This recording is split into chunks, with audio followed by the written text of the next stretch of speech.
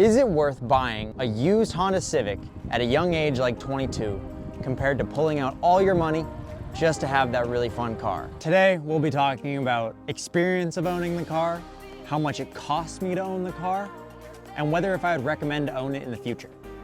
Also, what car do we think is next for the channel? But that's at the very end of the video if you want to stick around. Now, by buying a Civic, there's a few good things and a few disadvantages that come with owning this car and recording this car. I've owned a few cars in my lifetime. My first car was a clapped out high mileage BMW 325i that broke probably 3 times a month. It even caught on fire once. I ended up totaling that car. I hit a deer. Yeah, right? Not very cool. Then my ultimate dream car. It was actually my Xbox profile picture since I had gotten my first Xbox. Now that was a 2014 WRX hatchback. And when I tell you I have never enjoyed a car more than that car, oh my God, even though it broke all the time, it was so much more worth it, smiles per gallon, and just friendships that I built. Now to present day, I own a 2020 Honda Civic Si, and I've owned it for about a year now. Hold me close till I get up. Time is barely on our side. I don't wanna waste what's left. This car was my first time ever being introduced to Honda. I had never owned one before, none of my friends had owned one. And this is where, I guess, the secret comes in. I never liked Honda. To this day, I hate to insult you, but they still aren't my favorite cars. I'm not a fan of the front wheel drive. I personally like all wheel drive. The front wheel drive does allow me to still have fun with the car, but the feeling of pulling yourself compared to the car pulling you doesn't really satisfy that itch for me. But then why would I get this car? Why, like, if you didn't like it that much, you should have just not bought this. Well, there's a reason for everything. And you know why I bought this car?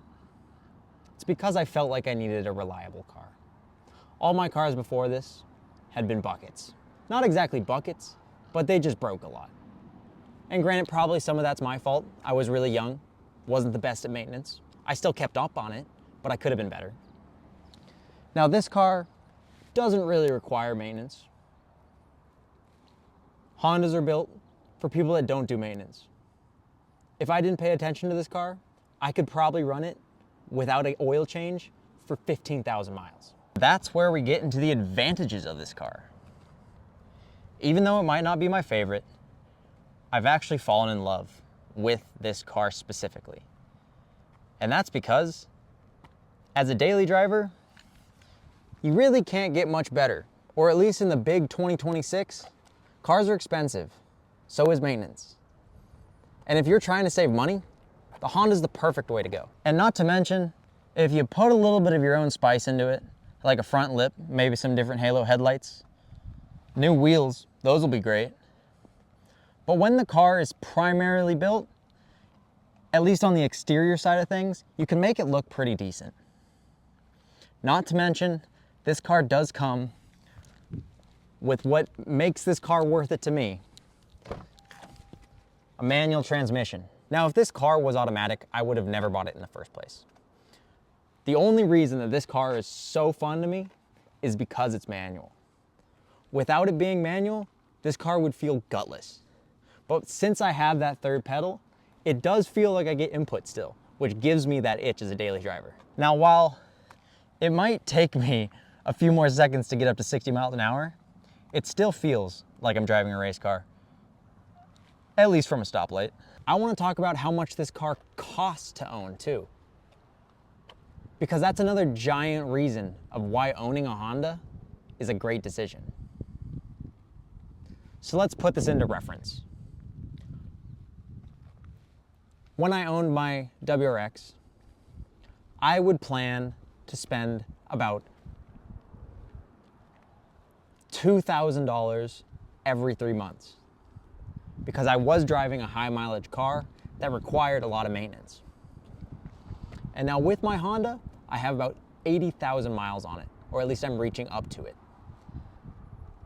I only spend money on oil changes currently because all my services are up to date. And that honestly brings me in at max $100 every few months just for an oil change.